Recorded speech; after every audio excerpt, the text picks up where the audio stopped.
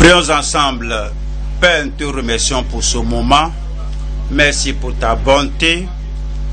Merci parce que tu es à jamais le même. Tu es le Dieu qui ne change pas. C'est pourquoi aucun de tes enfants ne sera consumé. Seigneur Jésus, nous te remercions parce que tu es toujours le même. Hier, aujourd'hui et éternellement. C'est pourquoi nous croyons que ce que tu as fait jadis, que tu le feras dans chaque vie. Pas de déception. Pas de frères malheureux, ni de sœurs malheureuses, ou pas de malheureux jeunes, pas de malheureux adultes. Tu béniras tout le monde aujourd'hui au nom de Jésus-Christ.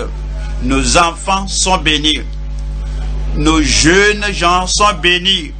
Nos pères, nos mères, nos dirigeants, nos ministres, tout le monde est béni au nom de Jésus-Christ.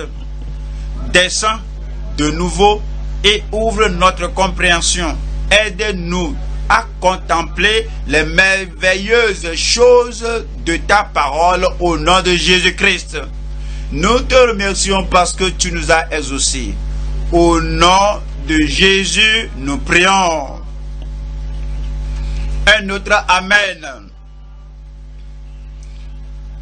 Amen final. Donnez-moi un Amen final. Amen. Vous pouvez vous asseoir. Nous allons à 1 Pierre 5. Et je lis des versets sélectionnés là-bas. 1 Pierre 5, verset 1. Voici les exhortations que j'adresse aux anciens qui sont parmi vous.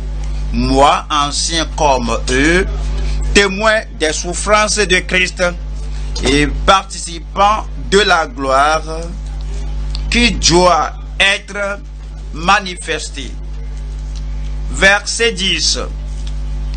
Le Dieu de toute grâce qui vous a appelé en Jésus-Christ à sa gloire éternelle, après que vous aurez souffert un peu de temps, vous perfectionnera lui-même, vous affermira, vous fortifiera et vous rendra inébranlable. Vous savez, parfois, quand on lit la Bible et que vous rencontrez un mot particulier, chaque fois vous comprenez le mot là d'une manière particulière. Et lorsque vous lisez un tel mot dans la Bible là, plusieurs fois on ne comprend pas la signification du mot dans la Bible. Alors, vous allez retourner à votre ancienne compréhension. Vous allez faire référence au dictionnaire. Qu'est-ce que ce mot-là signifie? Lorsque vous croyez que vous connaissez la signification, que vous l'avez, alors vous lisez cela dans la Bible et vous dites que oui, voici ce que la Bible veut dire. Et vous avancez, et tout ce que vous lisez après cela, vous ne comprenez pas. Et alors vous ratez les bénédictions de Dieu.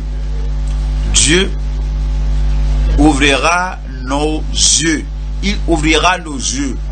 Et je ne raterai pas, je ne manquerai pas, je ne raterai pas les bénédictions de Dieu. Je vous ai lu le verset 1. Il y a un mot là-bas, on a vu le mot souffrance. Au verset 10 que je vous ai lu, on a vu encore souffrir. On a vu le mot souffrir encore là-bas. Et on ferme la Bible. Souffrance, souffrance, souffrance. C'est comme toute la vie est jonchée de souffrance. Alors, qu'est-ce que nous appelons souffrance? Alors, nous égalons la souffrance à la maladie, à l'attaque, à l'affliction, à Satan. Et c'est comme le monde entier est contre nous. Voyez encore le premier verset. Voici les exhortations que j'adresse aux anciens qui sont parmi vous, moi ancien comme eux, témoins des souffrances de Christ. Des souffrances de Christ. Christ n'a pas souffert de maladies comme le cancer, la leucémie, la tuberculose, la cécité, la surdité, la paralysie. Les souffrances de Christ, cela parle du calvaire, cela parle de la trahison, cela parle de ce que Jésus a traversé pour vous et pour moi. Il n'a rien à souffrir pour lui-même, par lui-même. Les souffrances de Christ. Cela provient des attaques des pharisiens et des sadducéens, et non les attaques démoniaques. Ce n'est pas Christ, ce n'est pas pour Christ, ce n'est pas les attaques sataniques. Et Pierre a dit que j'ai souffert avec le Seigneur Jésus-Christ. Il était arrêté, et non pour la maladie, Pierre. Il était incarcéré, emprisonné, et non la maladie. Nous parlons de prière. Il était mis en prison. Ce n'est pas que la maladie l'a écroué. Alors, ce dont nous parlons, c'est la persécution qui était venue, qui était surgie dans l'église primitive, qui était advenue aux pasteurs, aux dirigeants, aux apôtres de l'église primitive. Mais les gens s'arrêtent à ce niveau. Voilà ce qui suit. Et dit aussi, et participant. Oui, j'ai traversé les souffrances de Christ et non la maladie. Et puis, je suis devenu participant de la gloire. Qu'est-ce que cela veut dire? Lorsque Jésus était jugé et dans sa tentation, à la fin, même dans la tentation, lorsqu'il était amené au désert, dans la tentation, l'ange est venu le servir. Et Pierre a dit que oui, lorsque j'étais en prison, j'ai vu la gloire la nuit. Et l'ange est venu la nuit et me taper, me frapper, et toutes mes chaînes étaient brisées. Toutes vos chaînes seront brisées et tombées. Et puis il m'a dit de me lever. Vous allez vous lever aujourd'hui dans la force de Dieu. Et comme je vous ai dit que j'ai vu la gloire. Je n'ai rien vu de pareil, comme on allait, la grille de fer s'était automatiquement ouverte. On ne doit pas sinon marteler, on ne doit pas crier, on ne doit rien faire, et automatiquement la porte est ouverte et vos portes d'airain vont s'ouvrir. Et puis j'en étais sorti et je n'ai rien vu de pareil. Je croyais que c'était un rêve, que c'était une vision. Mais le Seigneur a envoyé son ange et toute l'attente des Juifs à me concernant était détournée. Et toute l'attente de votre ennemi à votre sujet, tout disparaît aujourd'hui au nom de Jésus-Christ. Donc vous comprenez, lorsque nous parlons de la souffrance, comme nous voyons l'apôtre Paul, et il nous a dit, il a parlé de naufrage, il a parlé de bastonnade, il était dans toutes ces difficultés, c'est la souffrance. Pas de maladie mentionnée là-bas, pas d'attaque satanique mentionnée là-bas. Les attaques sataniques ne venaient pas sur eux, parce que le nom là qui suivait Paul et Silas, parce que la demoiselle qui suivait Paul et Silas, que voici les hommes qui nous montrent la voie du salut, et Paul la regardait, elle ne pouvait pas attaquer Paul. Satan ne vous attaquera pas, les démons ne vous attaqueront pas. Les souffrances dont le Nouveau Testament parle, c'est la persécution. Et dit, je t'ordonne au nom de Jésus-Christ, sors d'elle. Aussitôt, il était sorti. Et comme vous écoutez la parole aujourd'hui, tout ce qui n'est pas de Dieu dans votre famille, dans votre vie personnelle, dans votre carrière, tout ce qui n'est pas de Dieu, lorsque nous disons au nom de Jésus, sors, et la chose va sortir. Et puis, et le fait de chasser le diable de la demoiselle, ils ont été mis en prison. Ça, c'est la souffrance. C'est à cause de l'œuvre de Dieu. Et c'est à cause d'avoir chassé le diable de cette demoiselle, le fait de résister au diable. Résister au diable et il fuira l'un de vous. Et les gens s'étaient fâchés. Ouais, les gens fâchés ne peuvent pas mettre le cancer sur vous. Les gens coléreux ne peuvent pas mettre la maladie sur vous. Les gens qui ne sont pas d'accord avec vous ne peuvent pas vous aveugler. Vous n'avez pas entendu cela? Les méchants ne peuvent pas vous rendre aveugle. Ils ne peuvent pas vous paralyser. Ils les ont mis en prison. Et dans la prison, attendez un peu, la souffrance du croyant, la persécution, les critiques, les oppositions, même si nous sommes mis en prison, est-ce que vous savez que vous allez sortir de là? Je dis, est-ce que vous savez que vous allez sortir de là? Comme ils étaient en prison, comprenez, il y a des gens qui croient que leur problème ne peut être résolu que lorsque l'apôtre Paul ou l'apôtre Pierre et Silas leur imposaient les mains et seront affranchis. Ça, c'est ainsi que beaucoup de personnes pensent. Les problèmes sont réglés, les solutions sont données. Il y a des gens qui croient qu'on doit les porter à aller au culte, et puis après le culte, que le pasteur ou le prédicateur va les voir, et puis ils vont commencer à relater un récit au pasteur jusqu'au temps de pleurer, et que le prédicateur, que le pasteur pleure avec eux. Que si je vois le pasteur pleurer pour moi, je saurai que je serai délivré. Pasteur ne va pas pleurer. Pasteur va te diriger vers le calvaire. Pasteur va te conduire au meurtrissure de Christ et va te montrer à la parole. Il a envoyé sa parole et les guérit et les délivre de toutes leurs oppressions. Vous êtes délivrés au nom de Jésus-Christ. Paul et Silas, ils n'avaient même pas pleuré et ils n'avaient pas dit, oh vraiment ces souffrances c'est trop. Ils n'avaient pas dit, Satan, pourquoi tu te concentres sur moi seul? Est-ce que je suis le seul prédicateur? Est-ce que je suis le seul chrétien? Il n'a pas mentionné Satan. Satan n'aura rien à faire dans ma vie.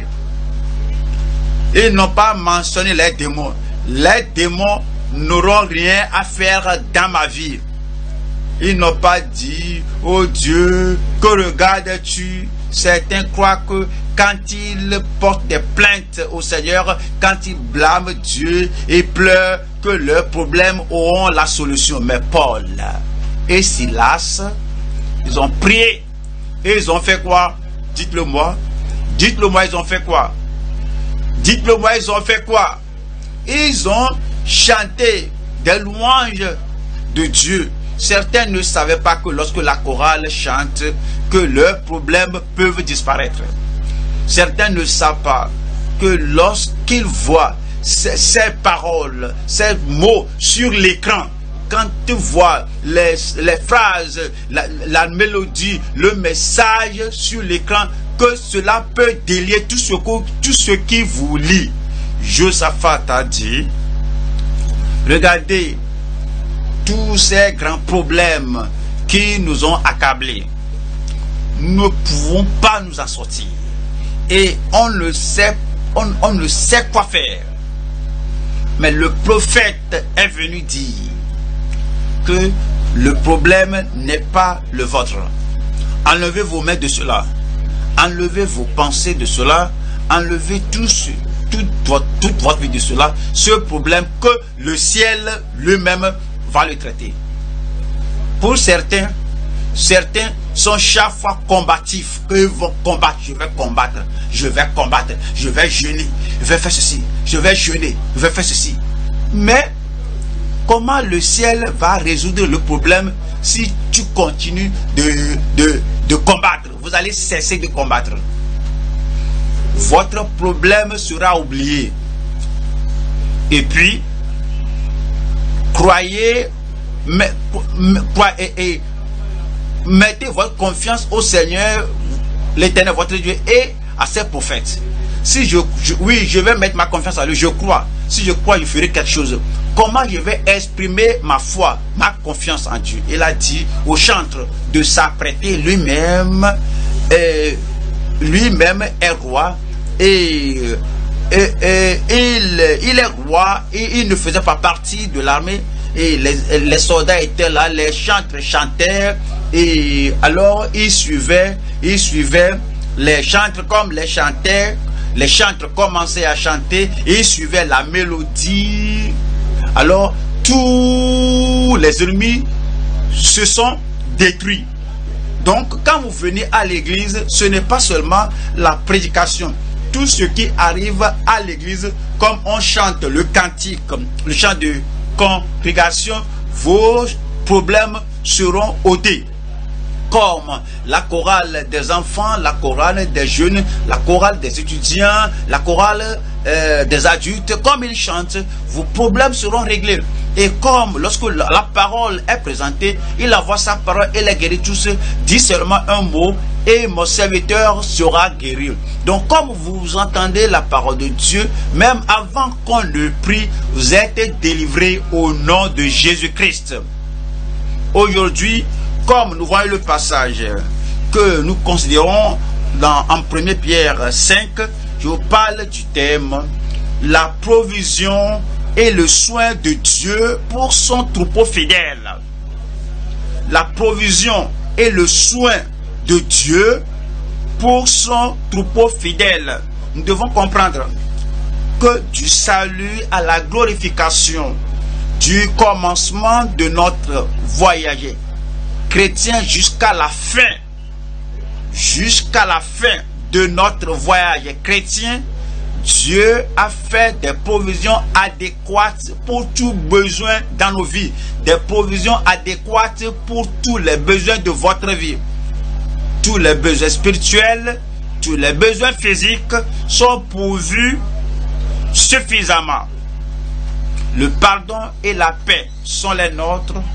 La pureté du cœur est la nôtre. La puissance avec Dieu, avec les hommes est la nôtre. La puissance sur la maladie, sur le moi est la nôtre, est la mienne. L'autorité sur les démons et sur toutes les situations et sur toutes les circonstances, la situation sur toutes les tempêtes de la vie est la mienne, est la vôtre au nom de Jésus-Christ. La vie abondante. Qui est la vie abondante?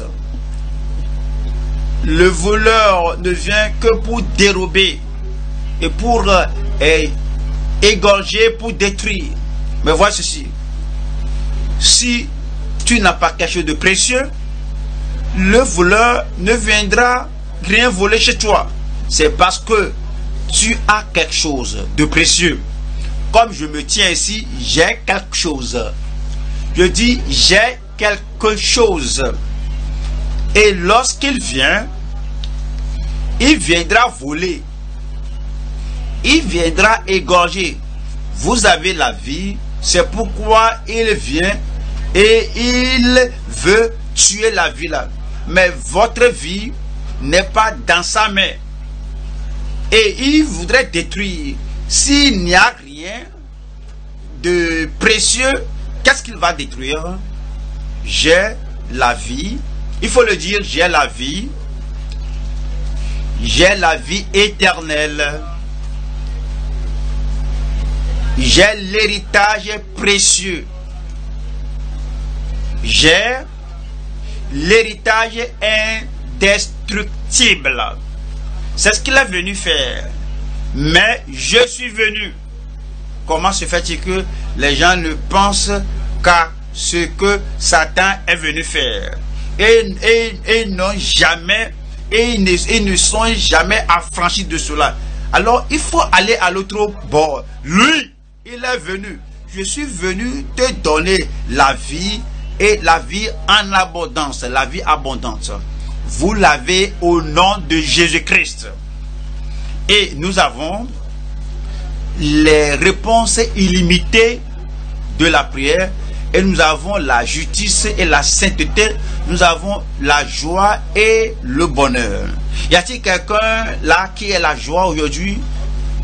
Est-ce que demandez et que vous ayez la joie?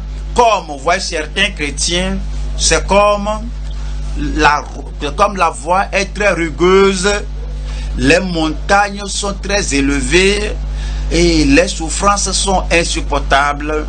Et je suis comme Job, et je suis comme Shadrach, Meshach et Abednego. Le feu brûle et de façon très torride. Il n'y a pas de paix, il n'y a pas de bonheur. Moi, j'ai la joie.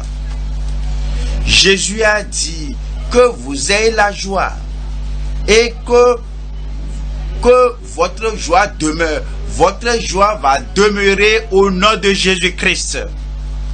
Et puis, le ciel. Où est-ce que j'irai? Où irez-vous? Je vais vous préparer une place.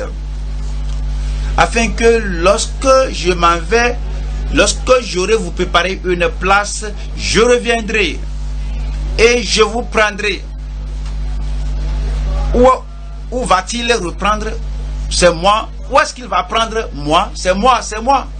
Voyez, certains, ils vont parcourir la vie que Satan ne veut pas que j'aille au ciel. La façon dont je considère les choses, je ne sais pas. Faut pas finir la phrase là. Dieu connaît ce que tu ne connais pas. Moi, j'irai là-bas. Je dis, moi, j'irai au ciel. Tu as des enfants. Si vous n'avez pas, vous en aurez. Et vous déménagez d'une maison à une autre maison. Et comme vous déménagez de cette maison pour aller à l'autre maison, est-ce que vous laissez vos enfants, un de vos enfants dans la vieille maison? Jésus est venu ici. Il a quitté la terre, l'ancienne maison. Et maintenant, il est parti au ciel. L'endroit meilleur, le lieu meilleur, le plus beau lieu, la demeure céleste. Alors, est-ce bon que Jésus laisse un de ses enfants sur la terre? Vous ne serez pas laissés sur la terre. Je vais vous préparer une place, afin que lorsque je m'en serai allé, que je vous aurai préparé une place, je reviendrai et je vous prendrai avec moi. Le ciel, j'irai là-bas. Vous y serez au nom de Jésus-Christ. Et il nous a donné toutes choses pour en jouir. Non seulement sommes vainqueurs, nous sommes plus que vainqueurs. Nous voyons la parole de Dieu sur le thème la provision et le soin de Dieu pour son troupeau fidèle. Là, on voit 3 points. Premier point, l'alimentation déterminée du précieux troupeau de Dieu. L'alimentation déterminée du précieux troupeau de Dieu. Deuxième point, l'exaltation promise des humbles disciples de Christ. L'exaltation promise. Êtes-vous prêt pour l'exaltation l'exaltation promise des humbles disciples de Christ. Numéro 3, le soin sacerdotal, pas un soin ordinaire, le soin comme Dieu vous regarde, comme si vous êtes un sacrificateur, et le soin qui convient à un sacrificateur, le soin sacerdotal de l'ami de Christ fervent en prière, le soin sacerdotal de l'ami de Christ fervent en prière. Premier point. Quel est le premier point? C'est l'alimentation déterminée du précieux troupeau de Dieu. Je dis, dites-le, quel est votre premier point là-bas? L'alimentation déterminée du précieux troupeau de Dieu. Ah ouais, et notre alimentation de la parole a un objectif. On vient à la parole de Dieu, il y a un objectif. Écoutez la parole, nous lisons la Bible dans nos maisons pour un objectif. Et nous prenons la parole de Dieu. Et nous, c'est comme on se nourrit de la parole pour un objectif. Le prédicateur se nourrit de la parole.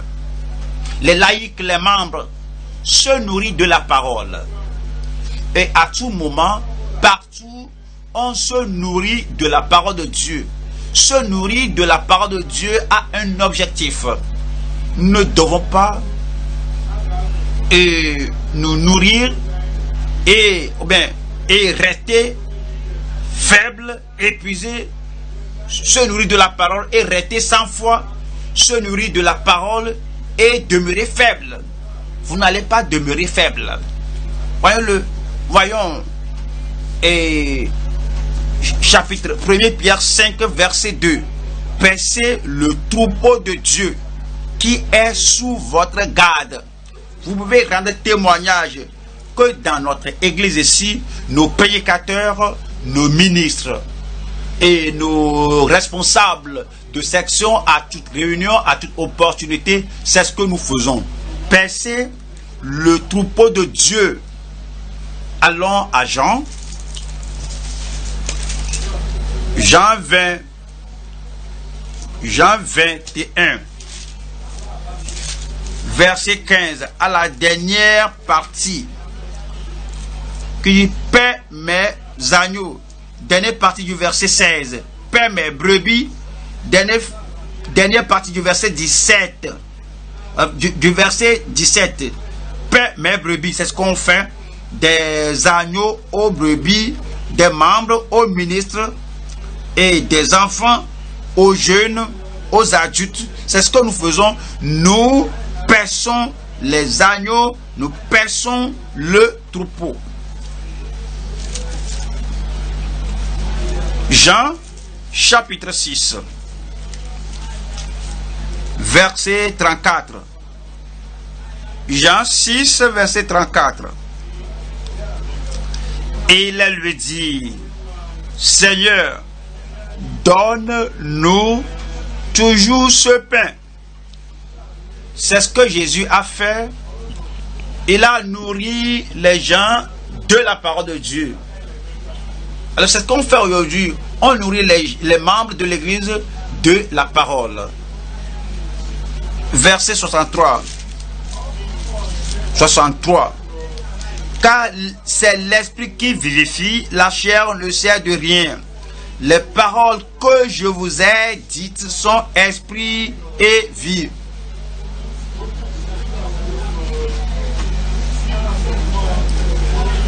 Les paroles que je vous ai dites sont esprit et vie. L'objectif de la parole. La puissance de la parole. Lorsque cette parole entre, elle agit comme un esprit vivifiant. Elle esprit comme un esprit qui renouvelle. Elle esprit comme un esprit qui entre en vous et vous ressuscite. Chaque faiblesse sera ôtée de vous.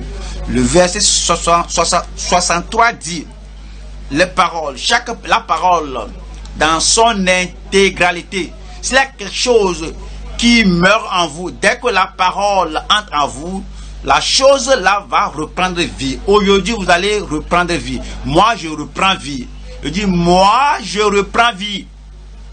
L'objectif de se nourrir, l'alimentation déterminée du précieux troupeau de Dieu, c'est pour vous réveiller, c'est pour vous ressusciter, c'est pour vous illuminer, c'est pour vous montrer la lumière, c'est pour vous fortifier. Vous mangez pour devenir fort. Vous mangez pour devenir fort.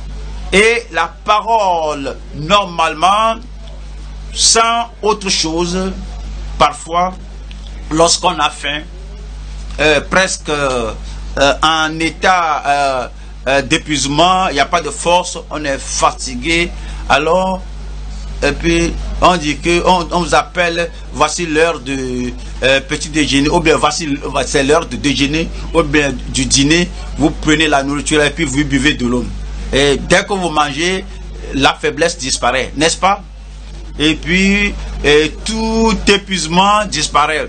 La même chose avec la parole de Dieu. Lorsque vous prenez la parole de Dieu, lorsque vous nourrissez de la parole et l'eau de la parole, cela rafraîchit votre vie. Vous ne serez plus les mêmes au nom de Jésus-Christ. Actes chapitre 20, verset 28. Prenez donc garde à vous-même et à tout le troupeau. Combien de personnes dans le troupeau? Combien de personnes nourrissons-nous dans le troupeau? Combien de personnes? Tout le troupeau. Est-ce que vous en faites partie? Et l'objectif de l'alimentation doit être atteint dans votre vie. Prenez donc garde à vous-même et à tout le troupeau sur lequel le Saint-Esprit vous a établi avec, pour paître l'église de Dieu, pour paître l'église du Seigneur, pour paître l'église du Seigneur, qui s'est acquise par son propre sang. Le troupeau acquis par son propre sang. Beaucoup de personnes ne parlent pas comme s'ils connaissent, comme s'ils savent qu'ils ont été rachetés à un grand prix. De là où ils ont été rachetés. On peut dire que de la société, il y a quelqu'un qui vous a maintenu dans la captivité et voudrait vous détruire. Vous étiez sans aide. Vous étiez sans bien. Maintenant, Jésus, avec son sang, est venu vous ravir de la main de celui-là qui vous a maintenu en captivité et vous a racheté, vous a acquis, racheté de son sang précieux. Il vous a racheté de la main de qui? Je pose la question. Il vous a racheté de la main de qui? Pourrez-vous entendre? Il vous a racheté de la main de Satan. Et maintenant, il n'a pas décidé et ne va jamais décider que je t'ai acquis, racheté parce que tu es précieux, je t'ai racheté de la main de Satan, alors je te rejette au diable. Est-ce qu'il va faire cela? Comment se fait-il que vous alliez et par-ci par-là vous dites que Satan ne veut pas me laisser en paix? Je crois que tu es racheté. Je crois que tu es secouru. Moi je crois qu'il t'a racheté et que tu n'es plus le bien de Satan. Regardez-moi ici. Je ne suis plus un bien de Satan. Même les cheveux de votre tête sont tous comptés. Oui, vos ongles sont tous comptés. Chaque partie, les cellules de votre organisme sont rachetées par le Seigneur. Vous n'allez pas retourner à Satan. Le troupeau de Dieu qu'il a acquis, qui s'est acquis par son propre sang. Il faut paître le troupeau de Dieu. Il faut nourrir, paître le peuple de Dieu. Et lorsque nous sommes nourris, quel est le résultat? Et nous allons voir Jérémie, Jérémie chapitre 3, Jérémie 3, verset 15. Jérémie chapitre 3, verset 15. Je vous donnerai des bergers selon mon cœur. Je vous donnerai quoi? Des pasteurs selon mon cœur. Si Dieu nous donne un pasteur, un berger, il nous donne le pasteur selon son cœur. Si quelqu'un choisit une autre personne et Dieu ne s'y implique pas et dit faut pas diriger l'église là parce que ça n'est pas là. Si c'est par élection des hommes, si c'est par une propagande, si c'est par une campagne, donne-nous un pasteur, donne-nous ce monsieur-là, c'est pas une croisade, donne-nous ce monsieur-là, et ce monsieur-là leur est donné. Ce monsieur-là n'est pas selon le cœur de Dieu, mais lorsque le Seigneur décide de nous donner un pasteur, ce pasteur sera selon son cœur. Et ils vous paîtront avec intelligence et avec sagesse. Ils vous paîtront avec intelligence et avec sagesse. L'intelligence, la connaissance de ce que Christ a fait, la connaissance de qui Christ est, la connaissance de la puissance qu'on a à cause du calvaire, la connaissance qu'on a en acte 15, Jérémie 15 plutôt, Jérémie 15, 16. Jérémie 15, 16.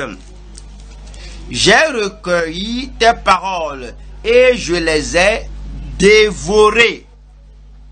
Lorsque vous trouvez la parole de Dieu et que Dieu vous donne un dirigeant, un pasteur, un berger, un enseignant, et que la personne vous enseigne la parole de Dieu selon son cœur, alors vous allez trouver la parole là et vous allez la dévorer. Vous serez fort, vous serez juste, vous aurez l'assurance, vous allez tenir ferme, avec stabilité et avec force. Vous serez comme un rocher et vous ne serez pas ébranlé au nom de Jésus-Christ. J'ai recueilli tes paroles et je les ai dévorées. Tes paroles ont fait la joie et l'allégresse de mon cœur. Comment pourriez-vous venir à la maison de Dieu et vous écouter tout ce que le Seigneur vous a pourvu de la parole de Dieu et vous mangez la parole, vous dévorez la parole, vous êtes encore triste, vous êtes inquiet, vous continuez à pleurer, les autres rentrent chez eux se réjouissant, vous êtes encore dehors là-bas et vous commencez à pleurer, faire des bruits, je suis misérable, les surveillants vous consolent, on ne va pas permettre de voir tel monsieur. Vous n'êtes pas misérable. Vous n'avez pas accepté la parole de Dieu. Lorsque vous prenez la parole de Dieu, la joie va rentrer dans votre vie. Votre échec va céder au succès. Vos maladies vont fuir. Les infirmités et la puissance de Satan contre vie sera brisée au nom de Jésus-Christ. Tes paroles, j'ai recueilli tes paroles et je les ai dévorées. Tes paroles ont fait la joie et l'allégresse de mon cœur, car ton nom est invoqué sur moi. Éternel Dieu des armées. Je suis appelé par le nom de Dieu. Je suis appelé par le nom de Dieu. Jérémie 23. Jérémie 23. Je lis verset 4. J'établirai sur elle des pasteurs qui les paîtront. J'établirai sur elle des pasteurs, non seulement ici à l'église centrale, dans nos districts, dans nos groupes, dans tous les lieux, les bergers, les pasteurs qui nous paîtront. Les pasteurs qui nous paîtront. Voilà ce qui suit. Du le verset 4. J'établirai sur elles des pasteurs qui les paîtront. Elles n'auront plus de crainte. Dites-moi, qu'est-ce que c'est là-bas? Elles n'auront plus de crainte. Elles n'auront plus de crainte. Seulement la parole. Nous ne parlons pas de la prière. Nous ne parlons pas d'invoquer, d'appeler quelqu'un. Nous ne parlons pas d'envoyer un sauce à Dieu. Seulement le fait de se nourrir de la parole. Parce que tout ce que la parole dit sera accompli. Tout ce que la parole proclame sera réalisé dans chaque vie au nom de Jésus-Christ. Seulement se nourrir de la parole de Dieu. Alors, c'est dit que elles n'auront plus de crainte. Dans votre vie, il n'y a plus de crainte. Dans ma vie, il n'y a plus de crainte. Dans votre famille, il n'y a plus de crainte. Dans votre lieu de travail, il n'y a plus de crainte. Lorsque vous écoutez la parole de Dieu, sachez-le que le Dieu Tout-Puissant a décidé, a déterminé chaque détail de votre vie. Les ennemis ne peuvent rien décider dans votre vie. S'ils essaient, ils vont gâcher leur temps précieux. Votre vie est dans les mains du Dieu Tout-Puissant. Et c'est dit ici, elles n'auront plus de crainte, plus de terreur. Vous ne serez pas terrorisés. Vous ne serez pas confus. Et il n'en manquera aucune, dit l'Éternel. Dit l'Éternel. Dit l'Éternel. Qui a dit que vous ne manquerez pas? Je dis, qui a dit que vous ne manquerez pas? C'est l'Éternel. Le Dieu Tout-Puissant l'a dit. Et c'est accompli. Allons au psaume. Psaume 107. Psaume 107. Verset 20. Il envoya sa parole et les guérit. Il envoya sa parole et les guérit. Il envoya sa parole et les guérit. Il les fit échapper de la fosse. Vous êtes délivrés. Vous êtes guéris. C'est la parole. Dis seulement un mot et mon serviteur sera guéri. Vous êtes guéris au nom de Jésus-Christ. Alors, s'alimenter de la parole de Dieu nous donne la foi. Et la foi éteint tous les traits enflammés du malin. Se nourrir de la parole de Dieu fortifie notre confiance. Lorsque vous avez cette confiance, vous allez marcher comme un prince. Lorsque nous aurons terminé le culte de ce jour, vous allez marcher comme un prince. Vous serez intouchable. Vous serez invincible. Vous serez imbattable. Vous serez inarrêtable. Se nourrir de la parole de Dieu nous donne l'assurance. Il n'y a pas de doute. Il n'y a pas d'incertitude. On se nourrit de la parole de Dieu et on a l'assurance. Nous avons l'espérance. Nous avons la paix. Nous avons la pureté. Nous avons la puissance. Y a-t-il quelqu'un là-bas qui a la puissance? Vous avez la puissance au nom de Jésus-Christ. Oui, on a la lumière. Nous avons la vie abondante, la vie éternelle. Nous avons la joie et la joie ineffable. Nous avons la fermeté. Nous avons la stabilité. Nous avons le courage. Nous avons l'intrépidité. Nous avons le triomphe. Nous avons la victoire. Nous avons toutes ces bénédictions désirables et nous avons tous les avantages spirituels et on devient possesseur de l'héritage céleste. Vous l'avez. vous ne manquerez de rien. Votre famille ne manquera de rien. Vos enfants ne manqueront de rien.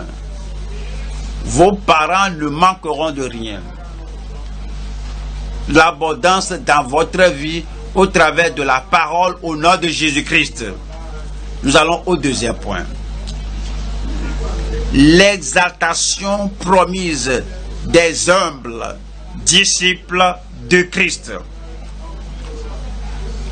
L'exaltation promise des humbles disciples de Christ. Retournons à 1 Pierre, chapitre 5, verset 5. De même, vous qui êtes jeunes, soyez soumis aux anciens, et tout, dans vos rapports mutuels, revêtez-vous d'humilité, car Dieu résiste aux orgueilleux, mais il fait grâce aux humbles. Mais il fait grâce aux humbles. Avez-vous remarqué là-bas? Il y a deux types de personnes là-bas. Il y a l'orgueilleux. Et l'orgueilleux perd tant de choses. Dieu le résiste. Dieu l'éloigne de lui. Dieu se distancie de lui. Mais l'autre groupe, l'humble, celui qui est humble, Dieu nous donne plus de grâce. Dieu vous donne plus de grâce. Verset 6. Humiliez-vous donc à cause de ce qu'il donnera aux humbles, à cause de ce qu'il fera pour les humbles, à cause de l'exaltation qu'il donnera aux humbles. Humiliez-vous donc sous la puissante main de Dieu. Vous ne serez pas sous la main mystérieuse de Satan. Les gens parlent beaucoup de Satan. Et ils pensent beaucoup de Satan. Ils planifient beaucoup de Satan pour Satan. Ils font tant de recherches sur Satan. Et ils posent beaucoup de questions au sujet de Satan. Ils connaissent plus de Satan que de Dieu. Quand le vent souffle, que regardez Satan là-bas. Quand il y a un cyclone là-bas, vous regardez un Satan là-bas. Si c'est un chat qui miaule dans les ténèbres et que ses yeux brillent là-bas, on dit que c'est Satan qui est là-bas. Si c'est le vent qui a fermé la fenêtre là et il y a un bruit là-bas, on dit que c'est Satan qui a fermé la fenêtre. Si il y a quelque chose qu'on ne comprend pas dans la société, que regardez Satan là-bas, et les gens ne voient plus Dieu qui est omniprésent. Ils ne voient pas Jésus qui est le même hier, aujourd'hui et éternellement. Ils ne voient que Satan. Satan ne sera pas autour de vous. Satan ne sera pas sur le toit de votre maison. S'il y a un bruit là-bas, peut-être il y a un bruit là-bas et il y a bien le vent sous quelque chose là-bas. Le vent n'est pas Satan. Satan ne sera pas sur le toit de votre maison. Et d'ici, humiliez-vous donc sous la puissante main de Dieu. Vous serez sous la puissante main de Dieu, afin qu'il vous élève au temps convenable. Je vois des gens exaltés ici. Je dis, je vois des gens exaltés ici. Concentrez-vous sur Dieu, regardez Dieu et soyez sous sa puissante main et le Dieu Tout-Puissant vous exaltera au nom de Jésus-Christ. Maintenant, revenons à cette idée de souffrance. La souffrance. Beaucoup de personnes ne comprennent pas. Même si vous souffrez, est-ce que vous savez que l'humilité seule peut inverser votre souffrance? Vous ne m'avez pas répondu. Allons à 1er roi 21. 1er roi 21. Ouvrez le chapitre 1er roi 21. 1er roi 21. Voilà le verset 21. 1er roi 21, 21. Voici, je vais faire venir le malheur sur toi. Je te balayerai, j'exterminerai quiconque appartient à Akab, celui qui est esclave et celui qui est libre en Israël. Et puis il nous dit, il continue, allons au verset 27. Après avoir entendu les paroles d'Élie, Akab déchira ses paroles. Akab a entendu ses paroles et il déchira ses vêtements. Il mit un sac sur son corps et il jeûna. Il couchait avec ce sac et il marchait lentement. Akab marchait lentement. Et la parole de l'Éternel fut adressée à Élie le Tishbite en ces mots. As-tu vu comment Akab s'est humilié devant moi?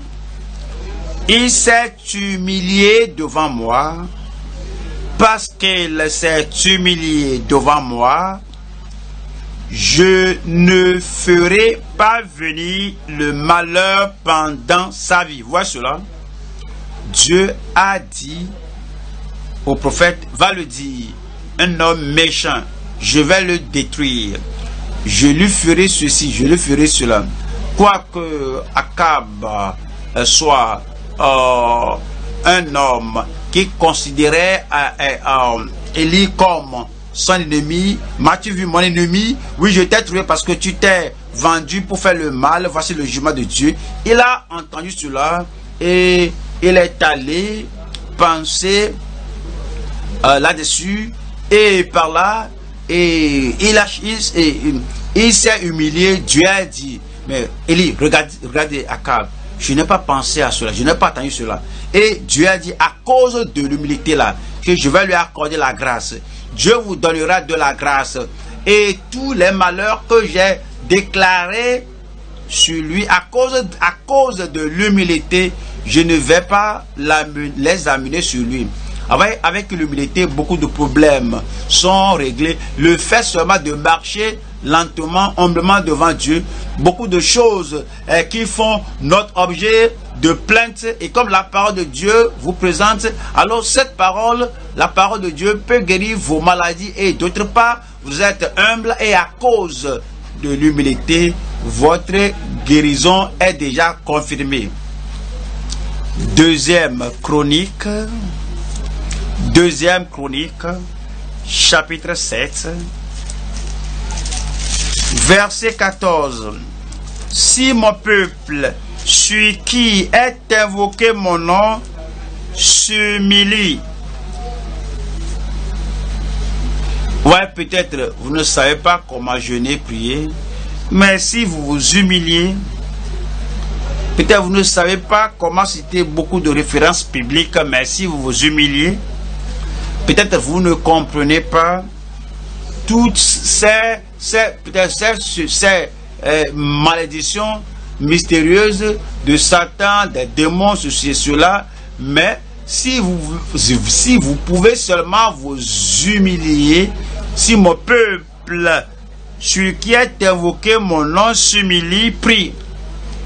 Et comment ils savent et cherchent ma face, et s'ils se détournent de ces mauvaises voies, je l'exaucerai des cieux.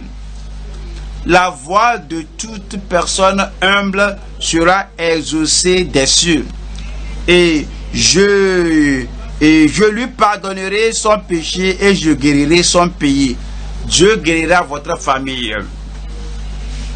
Il guérira votre corps.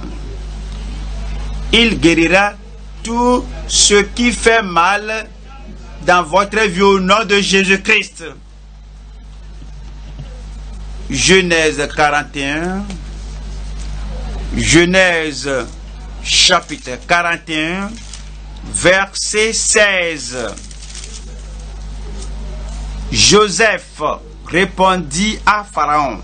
Rappelez-vous, Joseph, nous parlons de la souffrance. Cet homme-là a souffert. Non de la maladie. Joseph, l'homme-là, a souffert. Il n'a pas souffert des maladies vénériennes. Joseph, l'homme-là, a souffert. Il n'a pas souffert des attaques ni des afflictions de Satan, mais il a souffert la persécution. Ses frères l'ont vendu en esclavage. Et la femme de Potiphar a menti sur lui. La femme de Potiphar n'a pas pu amener la tuberculose sur lui, ce n'est pas la souffrance. Et elle n'a pas pu amener la maladie sur lui, ce n'est pas la souffrance. Plusieurs fois, les gens, quand on parle de souffrance, les gens pensent à la maladie. Joseph a souffert, mais il n'était pas malade. Vous êtes bien portant. Je suis bien portant. Vous êtes bien portant au nom de Jésus-Christ. Vous devez changer votre langage. Vous devez changer votre compréhension au sujet de la souffrance. Maintenant, venez au chapitre 41, verset 16. Joseph répondit à Pharaon en disant, « Ce n'est pas moi, c'est Dieu qui donnera une réponse favorable à Pharaon. » C'est l'humilité. Pharaon a dit, « J'ai appris de toi. Alors je veux que tu démontres ce que j'ai appris, que tu étais en mesure d'interpréter des rêves, que ce que tu interprètes, que la chose se réalise. C'est ce que mon palutier et mon échanson m'avaient dit, que ce que tu as dit s'était accompli. Maintenant, montre-moi. » Et il n'allait pas permettre à aucune flatterie. Et il a dit non, que ce n'est pas moi. C'est Dieu qui donnera une réponse favorable à Pharaon. Est-ce l'orgueil ou l'humilité? Je dis, est-ce l'orgueil ou l'humilité? C'est l'humilité. Voyons le résultat. Au fait, Joseph avait un songe. Et les persécuteurs et les opposants ont voulu noyer, détruire le rêve et le songeur, qu'il ne va pas réussir. Vos ennemis sont menteurs. Il ne va jamais monter. Toutes les choses négatives qu'ils ont dites de vous seront rentrées en poussière et dans la poubelle. Vous allez monter. Vous allez vous lever encore. Il croyait que le ventre en Égypte, que c'est la fin de sa vie. Les ennemis ne vont pas mettre fin à votre vie. Voyons cela maintenant. Nous lisons ceci, chapitre 41, Genèse 41, verset 38. Et Pharaon dit à ses serviteurs, trouverions-nous un homme comme celui-ci, ayant en lui l'Esprit de Dieu? Et Pharaon dit à Joseph, et Pharaon dit à qui, quel est votre nom? Et Pharaon dit à Daniel. La promotion est venue. L'exaltation est venue. Toutes les souffrances de persécution, de refus, tout prend fin aujourd'hui. Et Pharaon dit à Joseph, puisque Dieu t'a fait connaître toutes ces choses, il n'y a personne qui soit aussi intelligent et aussi sage que toi. Vous aurez la sagesse divine. je t'établis sur ma maison, et tout mon peuple obéira à tes ordres. Le trône seul m'élèvera au-dessus de toi. Pharaon dit à Joseph, à Daniel.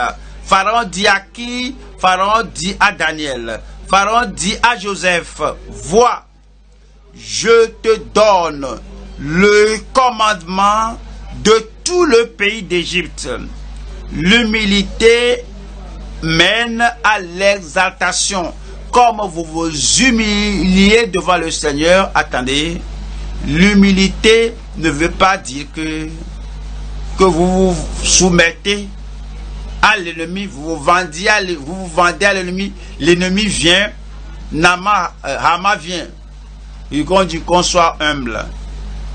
Alors vous roulez dans la poussière devant Hama. Ça, c'est la faiblesse. Ce n'est pas l'humilité. Vous vous tenez ferme devant Haman. Donnez-moi un bon amen, un bon amen. Haman, ennemi de l'injustice, ennemi des Juifs, ennemi du progrès, celui qui dit que je vais l'éliminer.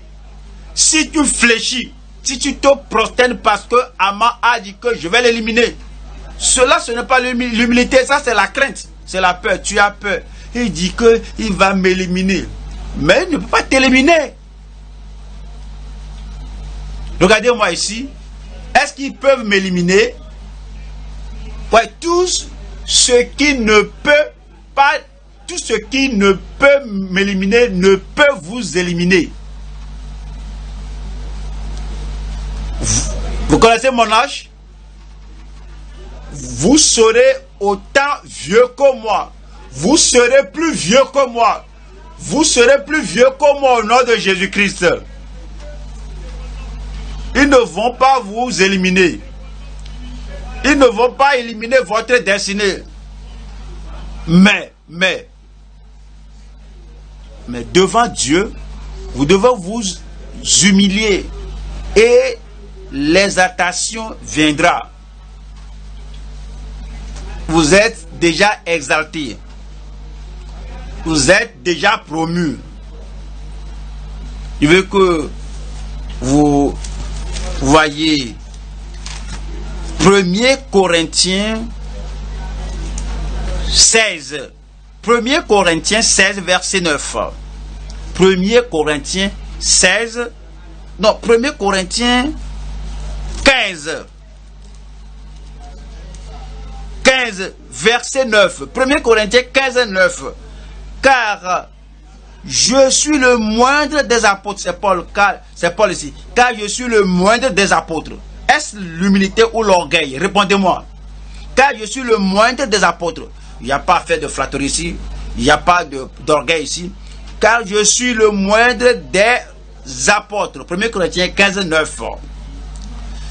Je ne suis pas digne d'être appelé apôtre, parce que j'ai persécuté l'église de Dieu. C'est l'humilité. Voyons l'exaltation. Dieu vous exaltera. Verset 10. Par la grâce de Dieu, je suis ce que je suis. Par la grâce de Dieu, vous serez ce que vous serez.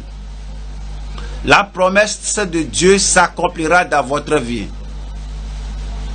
Oui, les jeunes vont grandir. Les marginaux seront exaltés. Le malade sera guéri. L'opprimé sera délivré. Oui, l'inquiet deviendra content, joyeux. Par la grâce de Dieu, je suis ce que je suis. Et sa grâce envers moi n'a pas été vaine. Tout ce que vous entendez ne sera pas vain. La déclaration de Dieu au sujet de votre vie ne sera pas vaine. Toute promesse de Dieu pour votre vie ne sera pas vaine. Il dit, Et sa grâce envers moi n'a pas été vaine. Loin de là, j'ai travaillé plus que tous. Votre vie sera plus productive que tous les gens que vous avez entendus parler dans l'histoire. Non pas moi, mais toujours, toutefois, mais la grâce de Dieu qui est avec moi. C'est l'humilité. Et si vous avez entendu parler de la loi physique, la loi de la gravité, ouais, vous savez que quand on jette quelque chose en l'air, la loi de gravité va faire retomber la chose à terre. N'est-ce pas? La loi de la gravité était parce que Dieu l'a fixé. Dieu l'a fixé en haut. Que quiconque se lève, quiconque s'exalte va descendre. Il y a une autre loi. C'est la loi de la causalité. Semer et moissonner. La loi de la causalité. Vous prenez une semence, une graine. Alors vous mettez cela sous terre. La graine là qui est sous terre va germer. Ça va pousser. Ça va grandir. Porter des fruits. Et les fruits seront bénéfiques à la société. C'est une loi. Alors humiliez-vous. Cachez-vous. Faut pas être orgueilleux de quelque chose. Alors comme vous vous humiliez, comme cette semence mise sous terre qui va germer. Je vais vous voir venir germer. Comme la semence, la porte des fruits, je vous vois, c'est une loi, c'est une loi. Ça doit être accompli. Alors vous allez porter des fruits au nom de Jésus-Christ. Félicitations à vous. Gloire à Dieu. Vous avez déjà votre témoignage. Le Seigneur mettra le témoignage dans votre bouche au nom de Jésus-Christ. Humiliez-vous devant le Seigneur et il vous élèvera au temps favorable. Il vous élèvera quand? Au temps favorable. Il vous élèvera quand? Au temps favorable. Jacques chapitre 4 verset 6. Jacques chapitre 4 verset 6. Il accorde au contraire une grâce plus excellente. C'est pourquoi l'Écriture dit: Dieu résiste aux orgueilleux, mais il fait grâce aux humbles. Verset 10. Humiliez-vous devant le Seigneur et il vous élèvera. Le Seigneur vous élèvera. Quand Dieu dit oui, personne ne peut dire non. Il ne faut pas penser à votre famille, au sujet de votre village, au sujet de ce qui est arrivé à ce cousin, à ce frère, à la sœur. Dieu vous a distingué. Dieu vous élèvera au nom de Jésus-Christ. Troisième point maintenant. Le soin sacerdotal de l'ami de Christ fervent en prière. Nous retournons à 1 Pierre 5, verset 7. 1 Pierre 5, verset 7. Et déchargez-vous sur lui comme de soucis, de tous vos soucis, car lui-même prend soin de vous. Vous savez, il ne faut pas continuer à aller, je n'ai personne, mais vous avez Dieu, vous avez Christ, vous avez le Saint-Esprit, vous avez les promesses de Dieu, vous avez la puissance du Saint-Esprit, vous avez l'héritage céleste, et vous avez votre Sauveur et l'Esprit, le Consolateur demeurant avec vous. Tous vos soucis ont été traités par le Seigneur. et déchargez-vous sur lui de tous vos soucis, car lui-même prend soin de vous. Il vous appelle amis. Allons à Jean 15, Jean chapitre 15. Je lis verset 13, Jean 15. Jean chapitre 15. Nous lisons le verset 13. Voyons ceci. Je ne vous a 13. Il n'y a pas de plus grand amour que de donner sa vie pour ses amis. Que de donner sa vie pour ses amis. Regardez un peu ici. Admettons que quelqu'un soit en prison et il a été condamné à une réclusion à vie.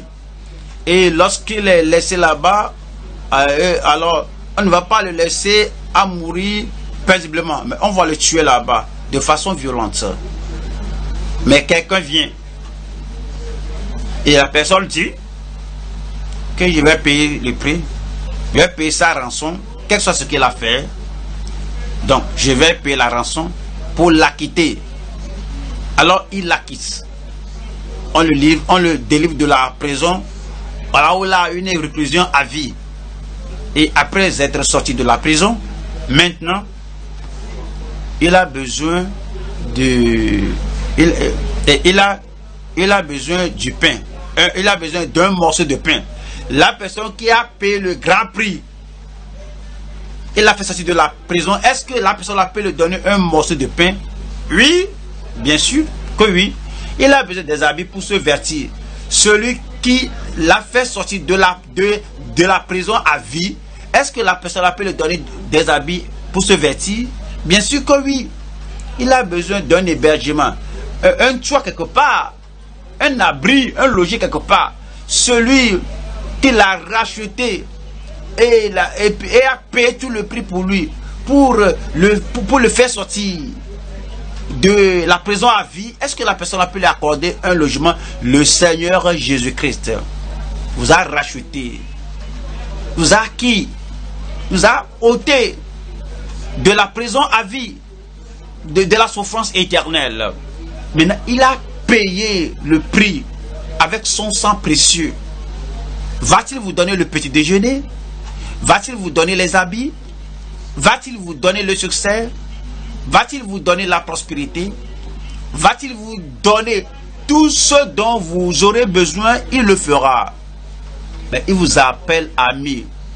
Jésus m'appelle ami. Jésus m'appelle, vous appelle ami. Quelqu'un vous dérange. Quelqu'un dérange quelqu'un. Quelqu'un maltraite quelqu'un. Et la personne veut étrangler l'autre personne. Et puis un soldat, un brigadier général se présente. Il dit que mais il vient, il a regardé qu'il y a des gens là qui violentent quelqu'un. Il a regardé la personne qu'il violente, mais il dit que pourquoi ça c'est mon ami? Est-ce qu'il va le dépasser et puis le laisser entre les mains des gens qui voudraient le tuer? Jésus est la puissance du ciel et de la terre. Jésus, c'est lui qui a vaincu Satan à la croix du calvaire et il a dit c'est accompli. Et maintenant il t'appelle ami. Et Jésus passe et regarde et voit tous les gens qui sont sur la terre. Et il a vu quelqu'un là-bas, et avec tous les démons et avec tous les esprits mauvais, même quoi qu'ils sachent qu'ils sont vaincus, ils essaient de te violenter. Et Jésus a regardé quelqu'un là-bas et que qui est-ce qu'il violente? Et on dit que ça c'est mon ami. Y a-t-il un ami de Jésus là-bas? Ça c'est mon ami. Y a-t-il un ami de Jésus là-bas? Voici mon ami. Est-ce qu'il va détourner son regard et permettre à Satan de te détruire? Jamais. Non, jamais. Non, jamais. Non, jamais 1 million de fois. Il ne va jamais le permettre. Voyons ce Jean, chapitre 15, verset 14. Vous êtes mes amis si vous faites ce que je vous commande. Je ne vous appelle plus serviteur, parce que le serviteur ne sait pas ce que fait son maître, mais je vous ai appelé ami, parce que je vous ai fait connaître tout ce que j'ai appris de mon Père. Je suis son ami. Je dis, je suis son ami. Allons à Luc 11. Luc 11. Lisons verset 5. Luc 11. Lisons le verset 5. Il leur dit encore, si l'un de vous a un ami et qu'il aille le trouver au milieu de la nuit pour lui dire, ami, prête-moi 3 pains, car un de mes amis est arrivé de voyage chez moi et je n'ai rien à lui offrir. Et si de l'intérieur de sa maison, cet ami lui répond, ne m'importune pas, la porte est déjà fermée, mes enfants et moi sommes au lit, je ne puis me lever pour te donner des pains. Je vous le dis, même s'il ne se levait pas pour les lui donner parce que c'est son ami, il se lèverait à cause de son importunité et lui donnerait tout ce dont il a besoin. Il se lèverait et vous donnerait et nous donnerait tout ce dont nous aurons besoin, tout ce dont on a besoin, tout ce dont il a besoin. Et moi je vous dis, demandez, il est votre ami et l'on vous donnera. Cherchez, il est votre ami et vous trouverez. Frappez, nopez à la porte de votre ami, frappez à la porte de votre ami et l'on vous ouvrira. Je suis béni. Je suis béni. Romains chapitre 8, Romains 8, verset 32. Lui qui n'a point épargné son propre fils, mais qui l'a livré pour nous tous, comment ne nous donnera-t-il pas aussi toutes choses avec lui? Comment ne nous donnera-t-il pas aussi toutes choses avec lui? Toutes choses vous appartiennent. Philippiens chapitre 4. Philippiens chapitre 4, verset 6. Nous lisons de Philippiens chapitre 4, verset 6 qui dit: ne vous inquiétez de rien, ne soyez soucieux de rien, ne craignez rien, ne vous donnez pas de soucis pour rien.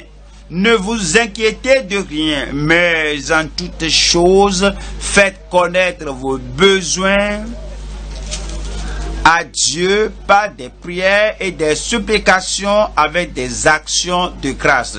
Et la paix de Dieu, qui surpasse toute intelligence, gardera vos cœurs et vos pensées en Jésus-Christ. Après cette prière-là, voyons le résultat au verset 13. Je puis tout par celui qui me fortifie. Je puis tout par celui qui me fortifie. Verset 19. Et mon Dieu pourvoira à tout, et mon Dieu pourvoira à tout, et mon Dieu pourvoira à tous vos besoins selon sa richesse avec gloire en Jésus-Christ. Toutes choses sont les vôtres. Toutes choses sont les miennes. Toutes choses sont les miennes. Psaume 55. Psaume 55, verset 23. Remets ton sort à l'Éternel. Il ne faut pas porter votre fardeau lui-même. Ne portez pas le fardeau vous-même. Il ne faut pas porter le fardeau de la femme malade, le fardeau de l'enfant rebelle, le fardeau de la joie perdue, le fardeau de l'oppression, le fardeau de la souffrance que vous ne pouvez pas expliquer, mais maintenant vous pouvez expliquer. Remets ton sort à l'Éternel et il te soutiendra. Il te soutiendra. Ceci ne vous détruira pas, il te soutiendra. Ceci ne va pas vous éliminer, il te soutiendra. Ceci ne va pas te tuer, il te soutiendra. Il ne laissera jamais, il ne permettra jamais chanceler le juste. Vous ne serez pas chancelé. Vous ne serez pas renié. Je ne serai pas renié. Je ne serai pas refusé. Puisque Jésus est venu m'accomplir, je ne serai pas renié. Psaume 61, verset 3. Psaume 61, verset 3. Du bout de la terre, je crie à toi, le cœur abattu. Le cœur abattu. Lorsque cela paraît que l'eau commence à rentrer dans la bac et l'eau là paraît remplir la bac et cela rentre dans mon cœur, j'ai l'angoisse dans mon âme, l'inquiétude dans mon cœur. Le cœur abattu, conduis-moi sur le rocher que je ne puis atteindre. Conduis-moi sur le rocher que je ne puis atteindre. Vous allez sortir de cette mer. Vous allez sortir de cet océan. Vous allez sortir de ces eaux profondes. Quelle que soit la chose qui veut vous submerger, le Seigneur, où êtes-vous présentement? Le Seigneur prendra la main là que vous levez et il va vous ôter de la mer et il va vous conduire sur le rocher que vous ne pouvez pas atteindre, le rocher qui est plus élevé que vous-même, le rocher plus élevé que vous-même, plus élevé que vous-même, plus élevé. Où est la personne plus élevée? Où sont les personnes plus élevées? Je me réjouis avec vous. Oui, le problème a pris fin. Votre souffrance a pris fin. Oui, le déluge écrasant, submergeant du diable a pris fin au nom de Jésus-Christ. Élevé, plus élevé, plus élevé, plus élevé. Dites-lui, le Seigneur va vous élever plus haut. Parlez au Seigneur, il va vous élever plus haut. Plus élevé, plus haut. Il n'y a pas de problème qui ne puisse régler, plus élevé. Il n'y a pas d'âme qui ne puisse sauver, plus élevé. Aucune dépression qui qu'il ne puisse ôter. Il vous élèvera plus haut. Il n'y a pas de souffrance qui ne puisse ôter. Il vous élèvera plus haut. Aucun problème qui ne peut résoudre. Il vous élèvera plus haut. Lorsque du bout de la terre je crie à toi, le cœur abattu, conduis-moi sur le rocher que je ne puis atteindre. Que vous soyez une personne privilégiée. Que vous soyez une personne précieuse devant le Seigneur. Que c'est une bénédiction pour vous. Le Seigneur vous élève plus haut. Assurez-vous d'être sauvé. Assurez-vous d'être né de nouveau. Le Seigneur vous aime. Le Seigneur vous aime. Le Seigneur vous aime. Il vous aime assez pour pardonner vos péchés. Il vous aime assez pour oublier toutes vos transgressions.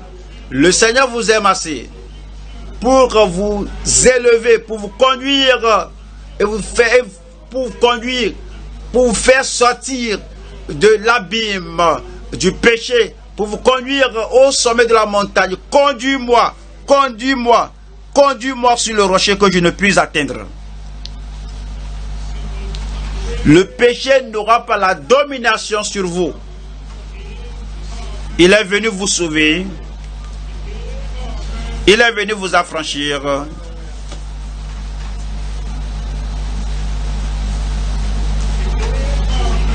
Il est venu vous délivrer. Il est venu vous racheter. Conduis-moi.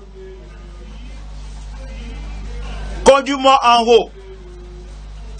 Vous n'êtes plus submergé. Vous n'êtes plus abattu.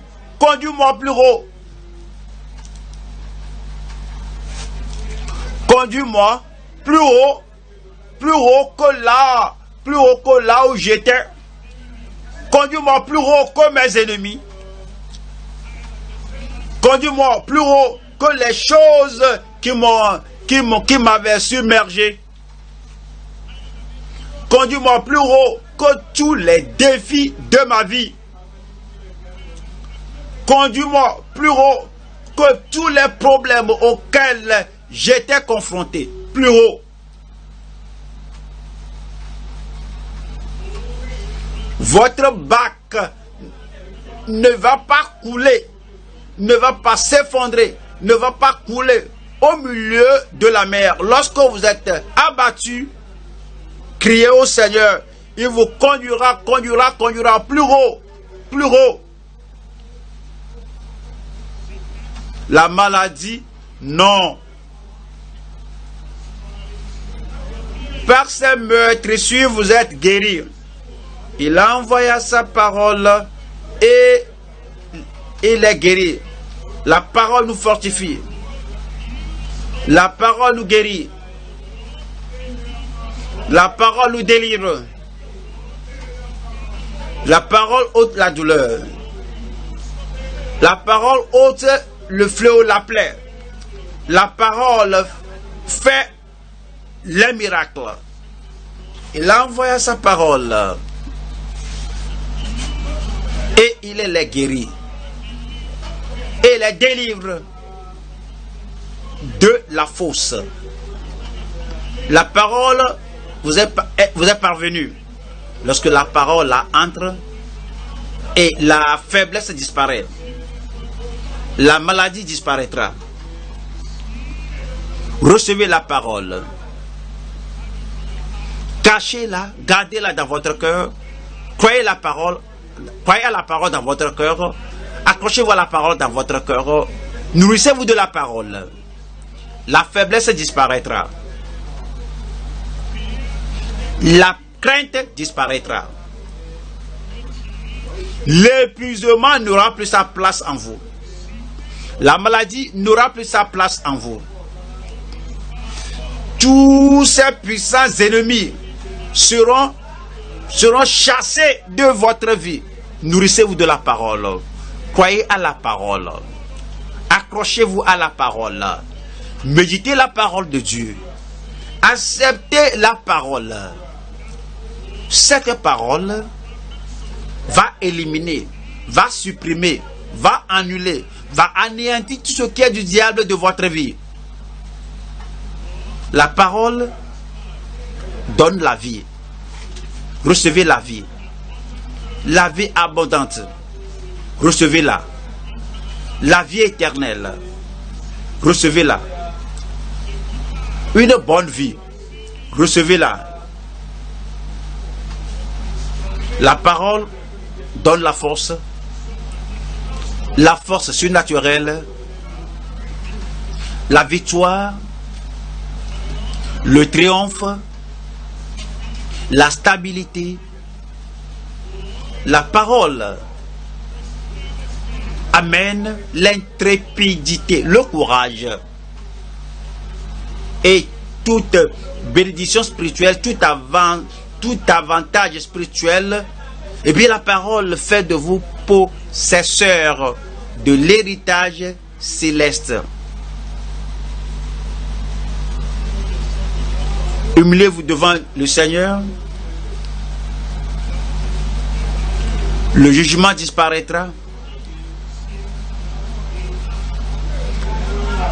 Vois-tu Akab qui marche humblement? Comment il s'est humilié?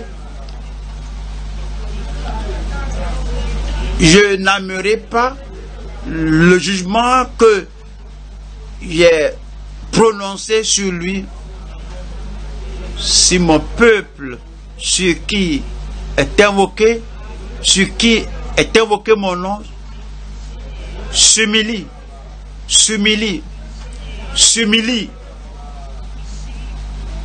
et cherche ma face et prie et se détourne de ces mauvaises voies, je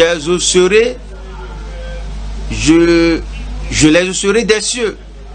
Je pardonnerai leurs péchés et je guérirai leur pays. L'humilité apporte la guérison. L'humilité apporte le pardon.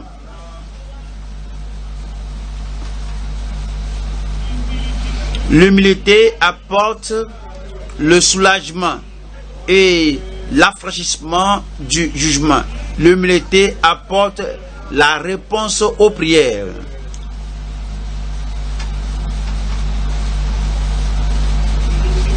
L'humilité apporte la promotion.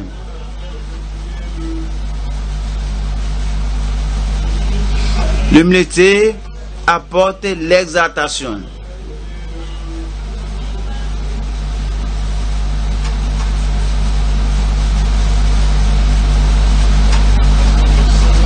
Humiliez-vous devant Dieu afin qu'il vous élève au temps convenable. Il t'a montré ô homme ce que le Seigneur te demande. Dès que tu aimes la miséricorde et que tu marches humblement, avec ton Dieu.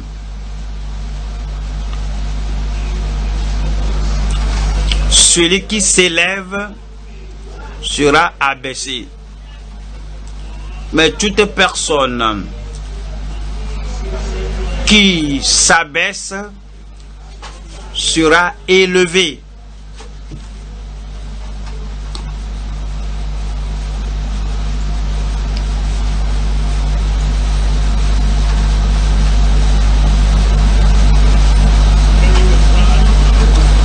Il faut ensevelir votre orgueil et prosternez-vous humblement devant le Seigneur.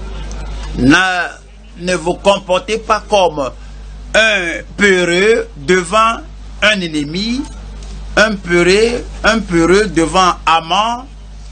Ne vous comportez pas comme un craintif devant un enfant de Satan.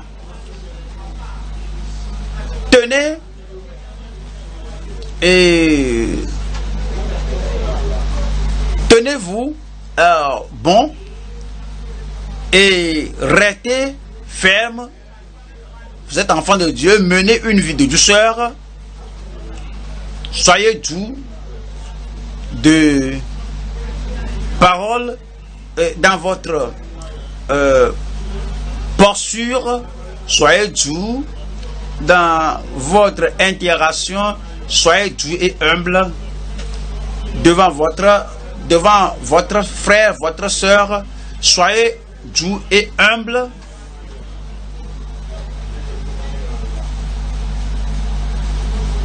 Et Dieu vous élèvera et vous donnera la force et la puissance. Il vous donnera l'assurance. Il est à côté de vous.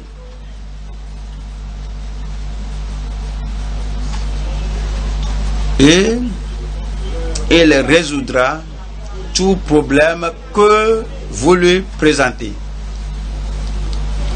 Déchargez-vous de tous vos soucis sur lui. Déchargez-vous de tous vos soucis sur lui. Déchargez-vous de tous vos soucis sur lui. Détachez-vous de tous vos chagrins sur lui. Il prend soin de vous. Il va essuyer toutes les larmes. Il prend soin de vous. Il ôtera le fardeau et il prend soin de vous. Il ôtera l'angoisse, il prend soin de vous. Il ôtera la maladie de vous et prend soin de vous.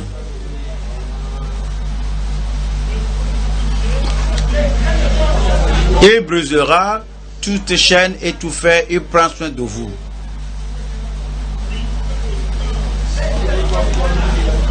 Il enlèvera toute malédiction, tout fardeau, il prend soin de vous. Il va pouvoir à tous vos besoins, il prend soin de vous. Il vous donnera la force, la puissance, et il prend soin de vous. Il va délier tout ce que l'ennemi aura fait dans votre vie. Il prend soin de vous. Oui, vous êtes sécurisé. Oui, le Seigneur prend soin.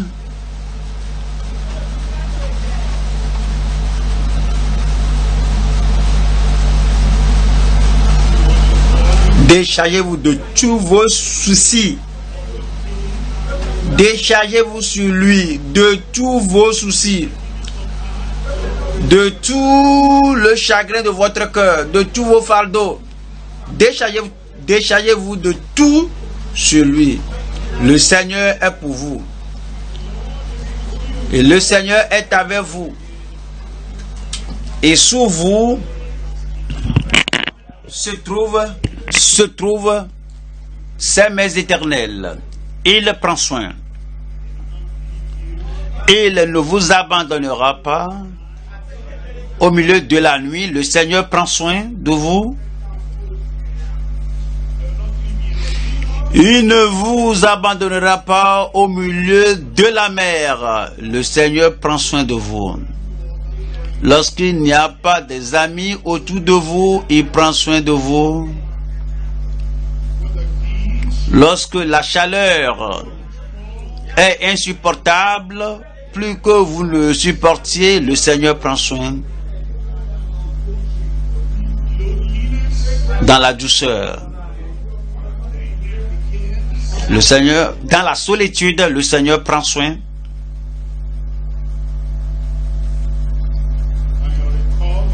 Et vous allez récupérer tout ce que vous avez perdu. Le Seigneur prend soin. Le Seigneur prend soin de vous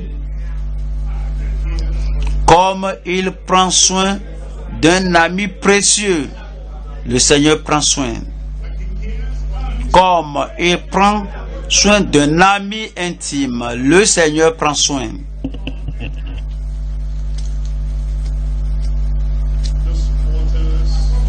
Ces eaux ne vont pas vous submerger. Ces eaux ne vont pas vous noyer. Et le feu de Nebuchadnezzar ne vous consumera pas. Il y a quelqu'un qui prend soin de vous. Le Seigneur vous a exaucé.